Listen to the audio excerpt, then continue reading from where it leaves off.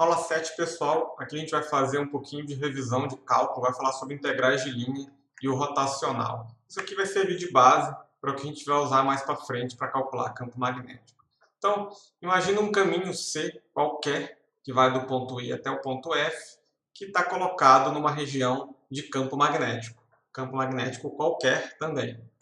Então, o que a gente vai fazer aqui, a gente vai dividir esse caminho I em vários pedacinhos ΔSK, e falar o seguinte: a cada pedacinho desse eu posso associar um vetor campo magnético no espaço, né?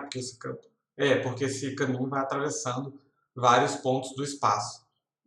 Então, quando eu divido esse caminho em vários pedacinhos, eu vou ter o vetor representativo de cada elemento, e a gente vai ainda mais para frente tomar o limite quando esse pedacinho vai para zero. Então, esse vetor ds vai ser, ou dl, né, como a gente costuma chamar, vai ser um vetor que tangencia essa curva do caminho aí de I até F. Eu posso somar cada um desses elementos, né, ΔLK, eu estou chamando de ΔL porque S a gente geralmente usa para elemento de superfície. Tá? Então, se eu somar cada um desses elementos, vai me dar o comprimento, né, vai me dar o tamanho desse caminho. Né? Comprimento não vai dar uma reta de I até F, ele dá o comprimento dessa curva. Da mesma forma, eu posso somar o produto escalar entre o vetor dlk, ΔLK, e o vetor bk, que é o vetor campo associado a cada ponto desse caminho.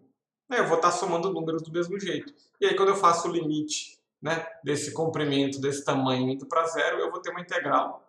Então, eu vou ter uma integral de I até F de B escalar dl. Essa é a chamada integral de caminho do campo B, por exemplo, né, ao longo desse caminho C qualquer que eu escolhi. Se o caminho sai de um ponto, ele dá a volta e chega no mesmo ponto, a gente chama isso de uma integral de caminho fechado, né, e representa com essa integral com uma bolinha ali. E a gente já usou isso lá atrás, né, essas integrais de caminho lá em Física A, para calcular o trabalho e para definir uma força conservativa. Né? Ou, no caso aqui, em eletricidade, a gente definiu um campo conservativo. Ou seja, a integral no caminho fechado de E escalar dl é igual a zero. E isso está relacionado com o rotacional do campo ser zero. E aí, por isso que a gente falou, se o rotacional é zero, eu posso definir um escalar, né, chamado de energia potencial, no caso da força, ou de potencial, no caso do campo elétrico, e falar o campo elétrico é menos o gradiente desse potencial. Então está relacionado com o rotacional ali. Certo? Então a gente vai pegar um caminho aqui qualquer, eu desenho ele de novo bem grande aqui, e o que a gente vai fazer é o seguinte: eu vou pegar esse caminho de formato maluco qualquer, mais complicado de calcular, e vou falar assim, a integral ao longo de todo esse caminho é igual à soma das integrais de caminho fechado em cada um desses quadradinhos aqui. Então eu divido essa minha figura em vários quadradinhos e calculo essa integral de caminho fechado em cada um desses quadradinhos. E eu vou falar que essa soma dá simplesmente a integral ao longo desse caminho fechado, que é a borda, né, a borda dessa superfície. Por quê? Porque se eu pegar uma região aqui no meio, né, por exemplo, esse segmento azul, quando eu calcular a integral, esse pedaço aqui no caminho, na área de baixo, vai dar num sentido. Na área de cima, vai dar em outro sentido. Ou seja, esse pedacinho aqui vai se anular. E a mesma coisa acontece para esse pedaço aqui, para esse pedaço aqui.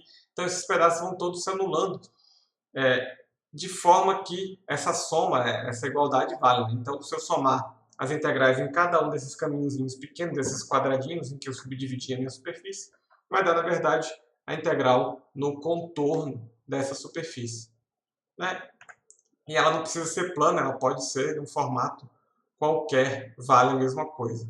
Então a gente vai definir um vetor normal à superfície, que é dado por esse sentido de circulação e a regra da mão direita. Né? Então se eu escolher circular nesse sentido, a normal vai estar apontando segundo a regra da mão direita.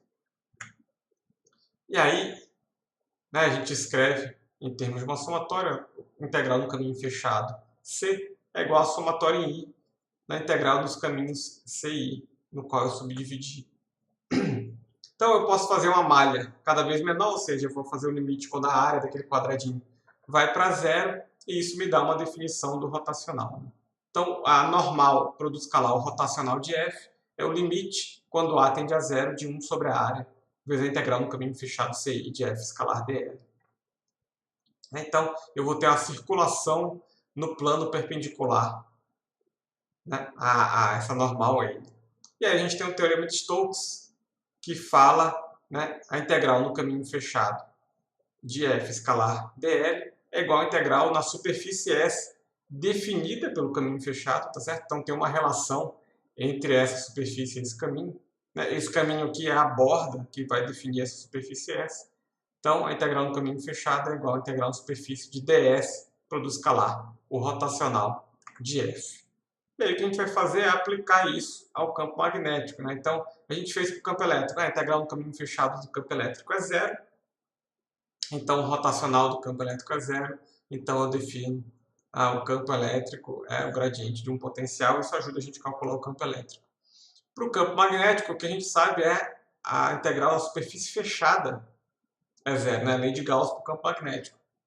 Então, isso fala que o divergente de B é igual a zero. Mas e o rotacional de B? Se o divergente de B é igual a zero, isso não me ajuda muito a calcular o campo magnético. Me ajuda a ter uma ideia de como ele é, mas não consigo calcular. Então, aqui a gente vai precisar do rotacional de B. Como é que a gente calcula isso? Bom, a gente vai usar o que a gente aprendeu hoje sobre integrais de linhas e o rotacional e usar os resultados de Biot-Savart para calcular como é que é o campo magnético. Mas para não ficar muito longo, então a gente vai fazer isso na próxima aula. Não esqueçam de checar o Moodle para contabilizar a presença e até a próxima. Tchau, tchau.